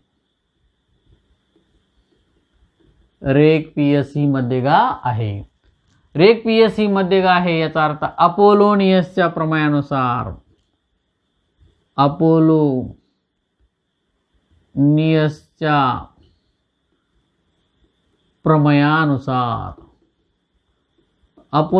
प्रमेय काय पहा की मध्यगा ज्या शिरोबिंदूमधून टाकलेली आहे तो शिरोबिंदू ज्या बाजूंचा मिळून तयार झाला पी क्यूचा वर्ग अधिक पी आरचा वर्ग घेऊ आपण. पी क्यूचा वर्ग अधिक पी आरचा वर्ग बरोबर आहे 2 पी एसचा वर्ग अधिक 2 क्यू एसचा वर्ग. त्या अगोदर आपण असं उलटं सूत्र लिहू 2 पी एसचा वर्ग अधिक 2QS वर्ग बरोबर आहे PQ वर्ग अधिक PR वर्ग अधिक PR वर्ग. हे अगोदर लिहून ही नंतर लिहिलं तरी चालतंय, पण या ठिकाणी आपल्याला QS ची लांबी काढायची असल्यामुळे आपण उलट सूत्र घेतलेलं आहे. मध्यगा ज्या शिरोबिंदूमधून टाकलेली आहे PQ वर्ग अधिक PR वर्ग बरोबर आहे 2 गुणिले PS वर्ग अधिक 2QS वर्ग. आता आपण किमती ठेवून देऊ. PS वर्गची किंमत आपल्याला काढायची 2PS वर्ग अधिक 2 गुणिले QS ची लांबी आपल्याला दिलेली नाही ती पण काढायची आहे. सॉरी, या ठिकाणी आपण असं करू, आपल्याला PS ची लांबी दिलेली आहे 2 गुणिले PS ची लांबी 13 वर्ग अधिक 2 गुणिले QS वर्ग ह्याची किंमत काढायची. PQ ची किंमत म्हणजे 11 वर्ग, PR चा किंमत म्हणजे 17 वर्ग. तुम्हाला माहिती आहे 2 गुणिले 13 वर्ग 169 अधिक 2QS वर्ग बरोबर आहे 11 वर्ग 121 अधिक 17 वर्ग 289. मग या ठिकाणी पहा ह्या दोघांचा गुणाकार करू. 92 18 8 हाताला 1 बेसकम 12 आणि 1 13 3 हाताला 1 1 2 1 3 338 169 गुणिले 2 म्हणजे 338 अधिक 2QS वर्ग बरोबर आहे. ह्या दोघांची बेरीज करू. 1 आणि 9 यांची बेरीज 10 ला 0 हाताला 1 2 आणि 8 10 हाताला 1 11 पुन्हा 1 अन 2 3 अन हाताला 1 4 म्हणजे 410 अधिकचा 338 तिकडल्या साईडला गेल्यानंतर उणे झाला म्हणजेच 2QS वर्ग बरोबर आहे 410 वजा 338 बरोबर आहे. या ठिकाणी जर वजाबाकी केली आपण 410 मधून जर 338 गेले तर 72 राहतात. गुणिले 2 तिकडल्या साईडला गेल्यानंतर भागिले झाले QS वर्ग बरोबर आहे 72 भागिले 2 1 बे 36 72 किंवा 1 बे 6 1 उरला 12 झाले बेसकम 12 QS वर्ग बरोबर आहे 36 QS वर्ग बरोबर आहे 36 QS वर्ग बरोबर आहे 36 ह्याचं वर्गमूळ काढू. QS बरोबर आहे वर्गमुळामध्ये 36 ही संख्या 6चा वर्ग आहे म्हणून QS बरोबर आहे 36चं वर्गमूळ 6 आलं. पण आपल्याला QR ची लांबी काढायला सांगितली. S हा QR चा मध्यबिंदू आहे म्हणजेच QS चा अंतर आणि SR चा अंतर समान आहे. याचाच अर्थ QR ची लांबी ही QS च्या दुप्पट आहे म्हणून QR बरोबर आहे 2 गुणिले QS म्हणजेच QR बरोबर आहे 2 गुणिले QS ची लांबी आपण आत्ताच काढली 6 यांचा जर गुणाकार केला तर QR बरोबर 6 दोन्ही 12 युनिट किंवा एकक अशा प्रकारे आपण QR ची लांबी काढली. 2.2 मधील दुसरं गणित त्रिकोण ABC मध्ये AB बरोबर 10 पूर्ण AB ची लांबी 10 आहे. त्याचबरोबर AC बरोबर आहे 7 आणि BC बरोबर 9 दिलेली आहे. तर बिंदू C मधून बाजू AB वर काढलेल्या मध्यगेची लांबी काढा. बिंदू C मधून बाजू AB वर CM ही मध्यगा काढलेली आहे. हिची आपल्याला लांबी विचारलेली आहे. सर्वप्रथम अगोदर आपल्याला AM ची लांबी काढावी लागेल. पूर्ण AB ची लांबी 10 आहे. M हा AB चा मध्यबिंदू आहे. याचा अर्थ AM ची लांबी AB च्या काय निम्मी घ्यावी लागेल म्हणजे निमपट घ्यावी लागेल. मी या ठिकाणी म्हणणार आहे आकृतीत बिंदू M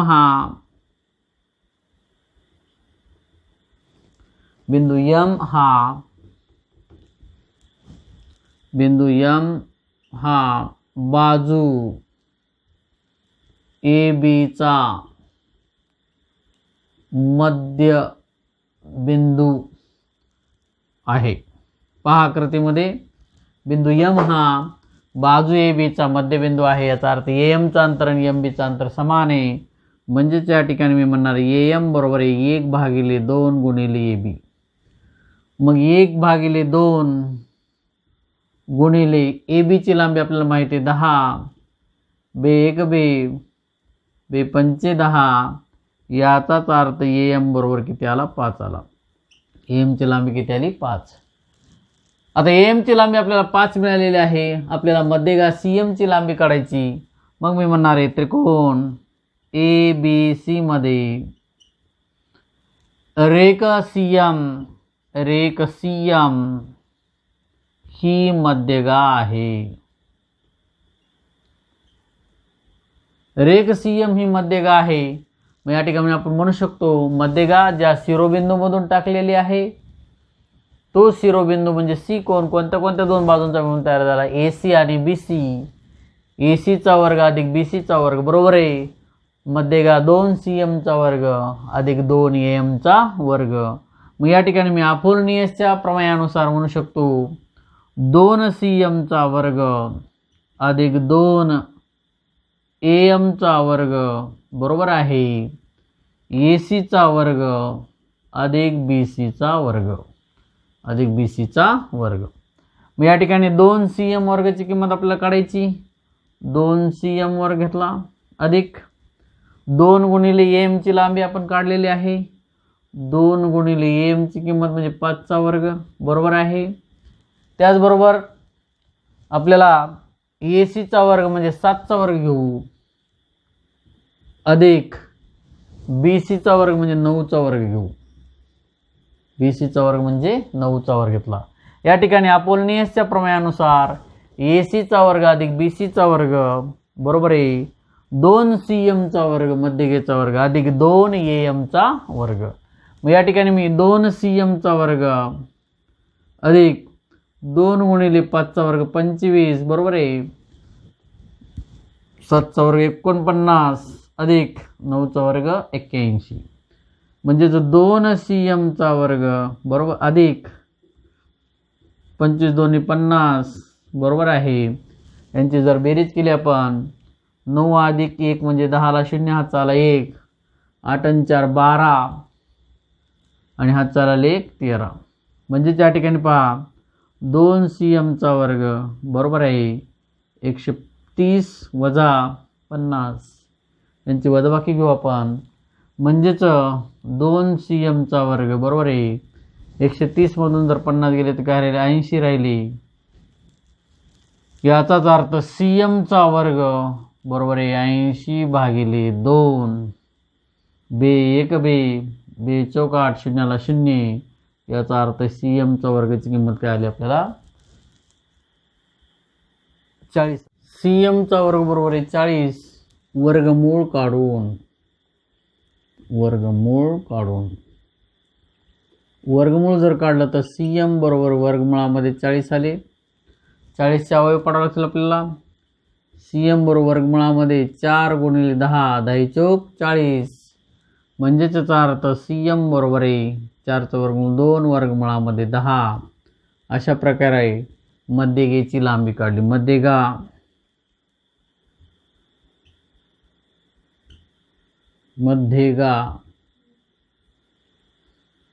CM ची लांबी बरोबर आहे 2 वर्गमुळामध्ये 10 एकक. सराव संच 2.2 मधील तिसरं गणित आकृतीत रेख PS ही त्रिकोण PQR ची मध्यगा आहे. PT हा लंब QR वर आहे. पहिल्यांदा सिद्ध करायचे PR चा वर्ग बरोबर PS चा वर्ग अधिक QR गुणिले ST अधिक QR भागिले 2 कंसाचा वर्ग हे एक सिद्ध करायचे. नंबर 2 ला PQ चा वर्ग बरोबर आहे PS चा वर्ग वजा QR चा वर्ग गुणिले ST चा वर्ग अधिक QR भागिले 2 कंसाचा वर्ग. त्रिकोण PQR मध्ये रेख PS ही मध्यगा आहे. याचा अर्थ बिंदू S हा QR चा काय आहे मध्यबिंदू आहे. मग या ठिकाणी मी असं म्हणणार आहे आकृतीत बिंदू S हा बाजू QR चा मध्यबिंदू आहे. याचाच अर्थ आपण असं म्हणू शकतो QS चा अंतर आणि SR चा अंतर काय समान आहे. QS बरोबर SR बरोबर 1/2 गुणिले QR. QSचं अंतर आणि SRचं अंतर समान आहे, याचा अर्थ QSची लांबी आणि SRची लांबी किंवा SRची लांबी QRच्या 1/2 पट आहे. त्याचबरोबर QR बरोबर आहे 2QS बरोबर आहे 2SR. याला विधान आपण काय देऊ? 1 देऊ. आता आपल्याला विचार करायचा आहे त्रिकोण PQR मध्ये किंवा त्रिकोण PSR मध्ये कोण PSR हा विशाल कोण आहे. त्रिकोण PSR मध्ये रेखपीटी लंब बाजू रेषा SR आणि आपण म्हणणार आहेत कोण PSR हा विशाल कोण त्रिकोण आहे. विशाल कोण त्रिकोण आहे. मग पायथागोरस प्रमेयाच्या उपयोजनानुसार आपण म्हणू शकतो PSR या त्रिकोणामध्ये PSR हा विशाल कोण आहे. या कोणासमोरची बाजू म्हणजे PR चा वर्ग बरोबर आहे PS चा वर्ग अधिक SR चा वर्ग अधिक 2 गुणिले SR गुणिले ST. पहा PSR हा विशाल कोण त्रिकोण आहे. या कोणासमोरची बाजू म्हणजे PR चा वर्ग घ्या बरोबर आहे PS चा वर्ग हा कोण ज्या दोन बाजूंचा मिळून तयार झाला आहे PS चा वर्ग अधिक SR चा वर्ग बरोबर 2 गुणिले SR गुणिले काय घ्यायचं ST. यालाच पायथागोरस प्रमेयाचे उपयोजन असे म्हणतात.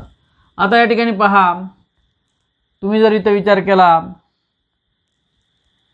PR चा वर्ग आहे आपल्याकडे PS चा वर्ग आहे पण या SR च्या ऐवजी आपण SR बरोबर 1/2 गुणिले QR घेऊ. PR वर्ग बरोबर आहे PS चा वर्ग अधिक SR च्या ऐवजी QR/2 कंसाचा वर्ग घेऊ अधिक 2SR म्हणजे QR गुणिले ST.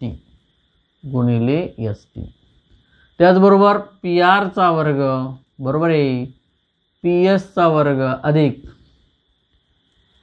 हे अगोदर घेऊ QR चा वर्ग गुणिले ST अधिक QR/2 कंसाचा वर्ग. या ठिकाणी आपण बदल केला. PR वर्ग जसा तसा घेतला. PS चा वर्ग जसा तसा घेतला. पण SR च्या ऐवजी QR/2 SR म्हणजे QR/2 किंवा 1/2 गुणिले QR म्हणजे QR गुणिले 1 म्हणजे QR/2 ही SR ची किंमत घेतली समीकरण 1 वरून. त्याचबरोबर 2SR म्हणजे QR हे सुद्धा समीकरण 1 वरूनच घेतले गुणिले ST म्हणजे आपण म्हणणार PR चा वर्ग अधिक PS चा वर्ग QR गुणिले ST अधिक QR/2 कंसाचा वर्ग. हेच आपल्याला काय करायचं होतं सिद्ध करायचं होतं. सिद्ध करायचं आपल्याला PQ चा वर्ग बरोबर PS चा वर्ग वजा QR गुणिले ST अधिक QR/2 कंसाचा वर्ग. आता आपल्याला त्रिकोण PSQ चा विचार करावा लागेल. PSQ मध्ये रेखपीटी लंब बाजू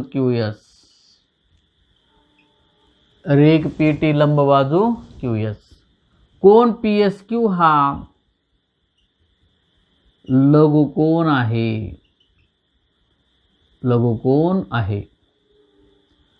आता पायथागोरस प्रमेयाच्या उपयोजनानुसार आपण म्हणू शकतो पायथागोरस प्रमेयाच्या उपयोजनानुसार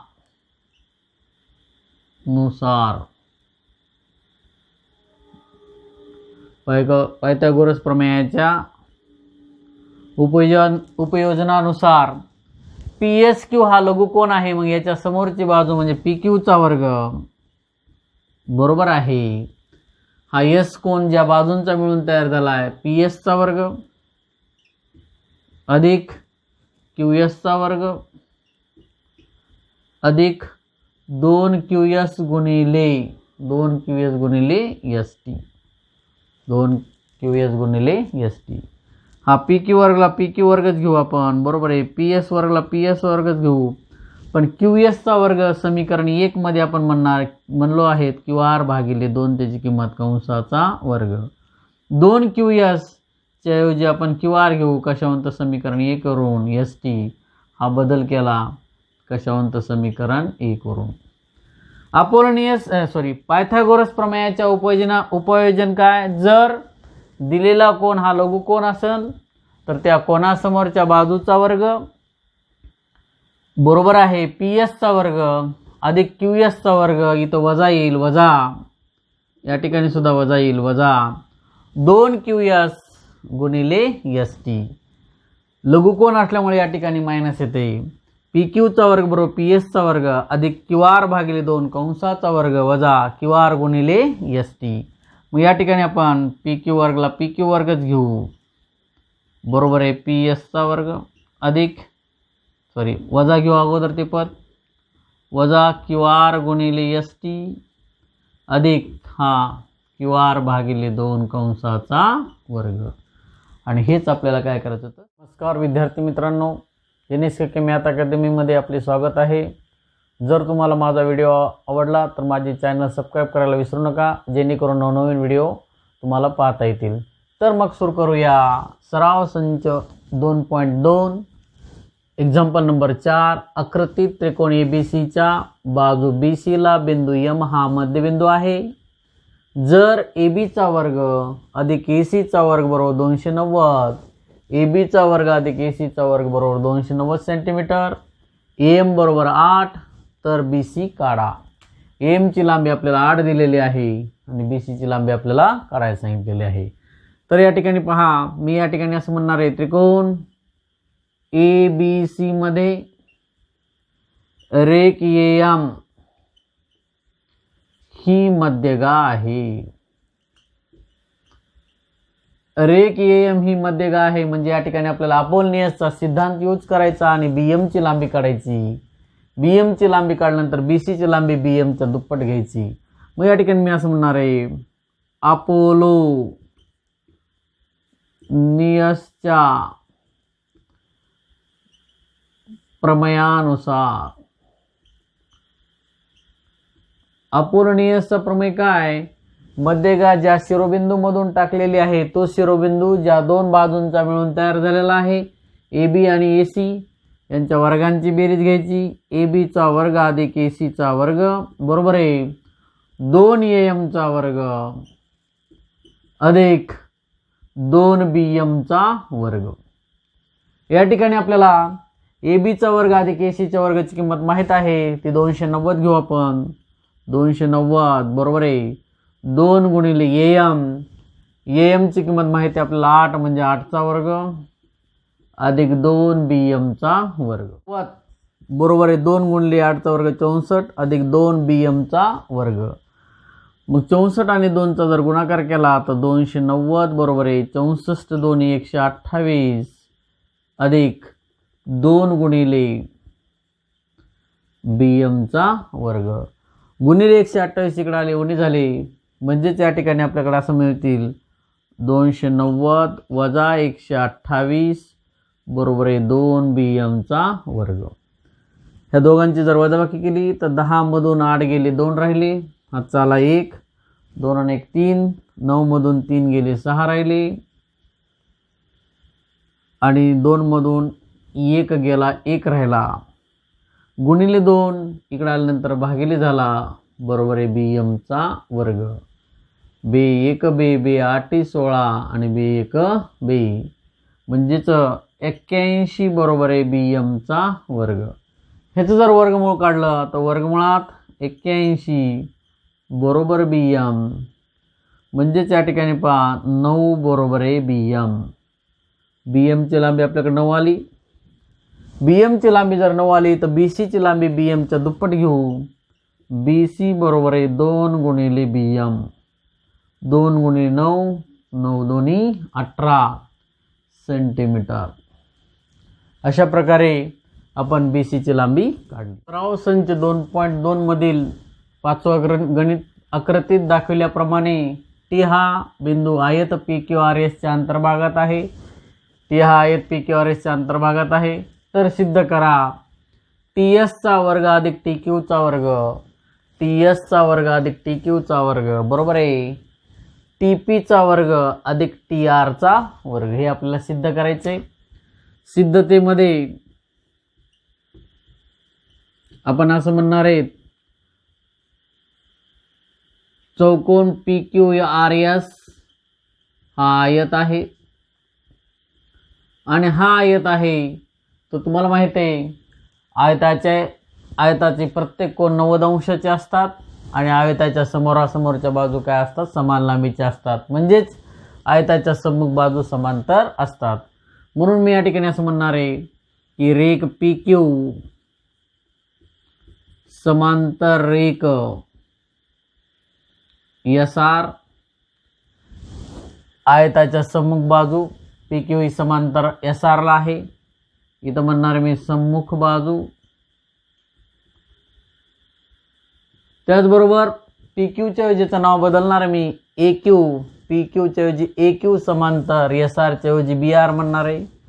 रेख AQ समांतर रेख BR. एकाच बाजूचं वेगळं नाव, याला विधान 1 देतो मी. त्याचबरोबर AB ही समांतर QR ला दिलेली आहे. रेख AB समांतर रेख QR, याला विधान 2 देतो. इथं कारण लिहितो रचना. रचनेमध्येच आपल्याला सांगितलेलं आहे. समीकरण 1 आणि 2 च्या बाबतीत जर विचार केला तर या समोरासमोरच्या बाजू काय समांतर आहेत. याचा अर्थ चौकोन ABRQ हा समांतर भुज चौकोन आहे आणि हा समांतर भुज चौकोन आहे. त्याचबरोबर Q हा कोन 90 अंशाचा आहे, कारण मोठा चौकोन हा आयत आहे. मी या ठिकाणी असं म्हणणार आहे माप कोन Q बरोबर किती अंश, 90 अंश. मग या ठिकाणी ABRQ हा समांतरभुज चौकोन आहे आणि समांतरभुज चौकोनाचा एक कोन काटकोन आहे.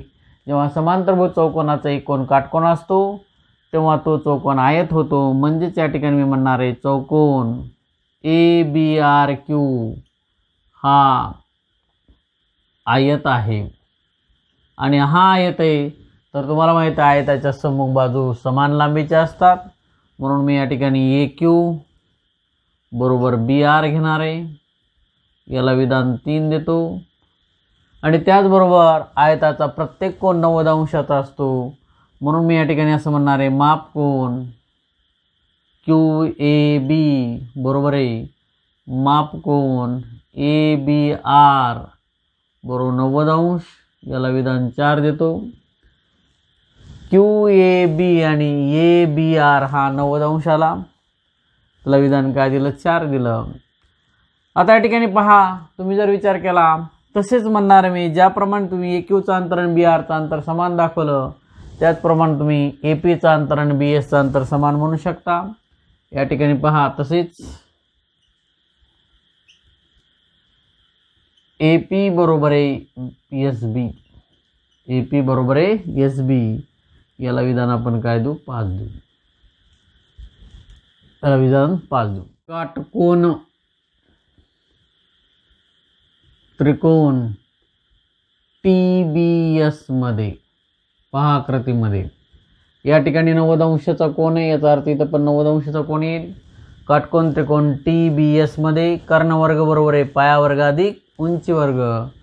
कर्ण म्हणजे TS चा वर्ग बरोबर आहे पाया म्हणजे BS चा वर्ग अधिक उंची म्हणजे TB चा वर्ग. याला विधान मी 6 देतो. त्याचबरोबर तसेच काटकोन त्रिकोण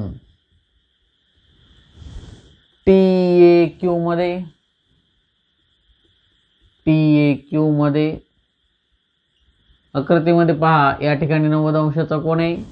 90 अंशाच्या कोनासमोर बाजू म्हणजे TQ, कर्णाचा वर्ग म्हणजे TQ चा वर्ग बरोबर आहे. पायात AQ चा वर्ग अधिक उंची TA चा वर्ग. याला विधान काय देतो? 7 देतो. आता तुम्ही समीकरण 6 आणि 7 कडे जर बघितलं तर आपल्याला समीकरण 6 आणि 7 ची बेरीज करावी लागेल, कारण TS चा वर्ग अधिक TQ च्या वर्गाची आपल्याला किंमत काढायची. तर मी या ठिकाणी असं म्हणणार आहे, समीकरण 6 व समीकरण 7 ची बेरीज करून, बेरीज करायची याचा अर्थ डाव्या बाजूची बेरीज करू आपण. TS चा वर्ग अधिक TQ चा वर्ग बरोबर आहे. BS चा वर्ग अधिक TB चा वर्ग अधिक AQ चा वर्ग अधिक TA चा वर्ग. याला विधान आपण 8 देऊ. त्याच प्रकारे तुम्ही जर विचार केला, TS चा वर्ग अधिक TQ चा वर्ग आपण किंमत काढली. आता काटकोन त्रिकोण TAP चा विचार करणार मी. काटकोन त्रिकोण TAQ मध्ये, TAQ या काटकोन त्रिकोणामध्ये कर्ण वर्ग म्हणजे TP चा वर्ग बरोबर आहे. पाया म्हणजे PA चा वर्ग अधिक उंची म्हणजे TA चा वर्ग. याला विधान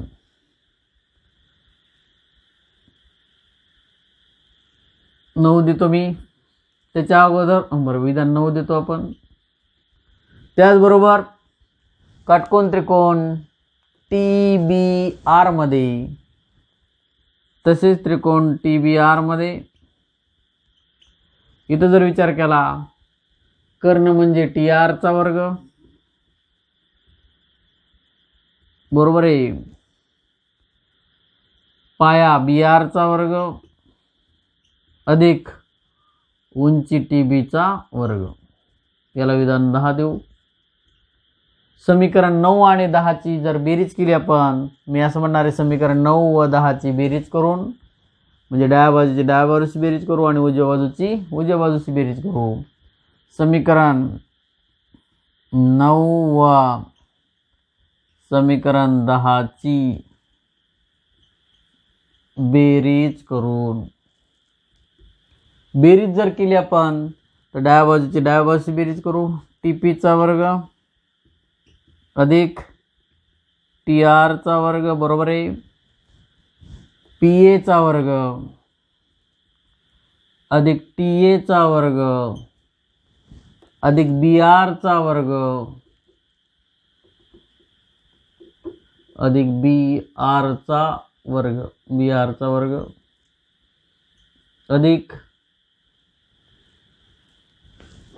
अधिक BR चा वर्ग अधिक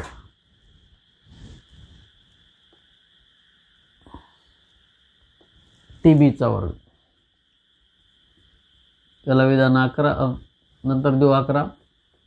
या ठिकाणी पहा, तुम्ही जर विचार केला तर इथपर्यंत आपण सारखाच घेऊ. TP चा वर्ग अधिक TR चा वर्ग बरोबर आहे. PA चा वर्ग अधिक आता या ठिकाणी बदल करणार मी. या ठिकाणी पहा, PA च्या वर्गाचे नाव बदलणार मी.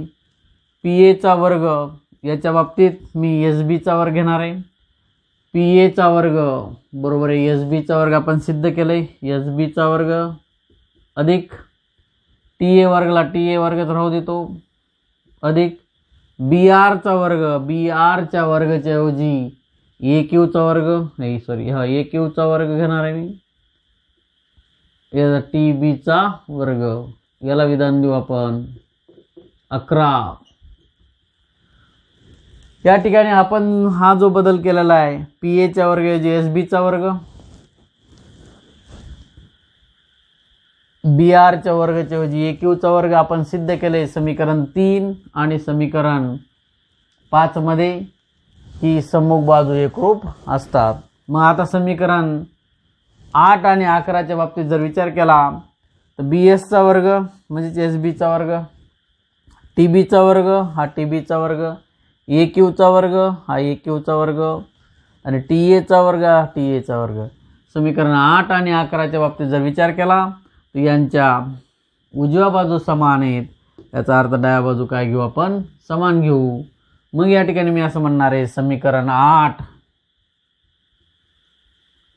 व समीकरण 11 वरून 8 आणि 11च्या बाबतीत जर विचार केला तर यांच्या उजव्या बाजू समान आहेत. याचा अर्थ डाव्या बाजू समान घेऊ आपण म्हणजे टी एसचा वर्ग अधिक टी क्यूचा वर्ग बरोबर आहे टी पीचा वर्ग अधिक टी आरचा वर्ग, टी पीचा वर्ग अधिक टी आरचा वर्ग. आणि हेच आपल्याला काय करायचं होतं.